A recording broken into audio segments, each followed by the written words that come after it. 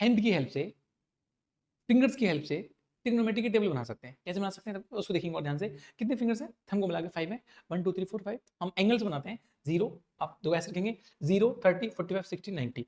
ये 0 30 45 60 90 पांच वैल्यूज को हम याद करते हैं। अगर हमें साइन की बात करनी है तो हम ये बोल सकते हैं कि sine theta is equal to root fingers below, जितनी फिंगर नीचे हैं वो अपॉन में 2 लिखते हैं। जैसे देखो, अगर मैं यहाँ पे ऐसे बोलूँ कि ये एंगल 0 0 30 45 60 90, अगर जीरो एंगल, देखो जीरो को ये फिंगर, एक हम इसको फिंगर मान लेते हैं, इस फिंगर के नीचे कितने फिंगर्स हैं? कोई फिंगर नहीं है, इसका मतलब जीरो।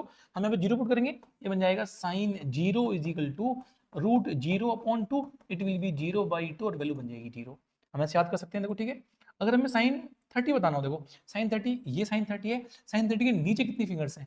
एक फिंगर है, देखो 0 30 45 60 90, 30 के नीचे देखो, 30 के नीचे एक फिंगर है, तो हम बोलेंगे यहाँ पे बन जाएगा sine 30 it will be root 1/2 and root 1 को बोलते हैं 1/2। साइन 30 निकाल सकते हैं। हमें साइन 45 निकालना हो, देखो साइन 45 के नीचे कितनी फिंगर्स हैं?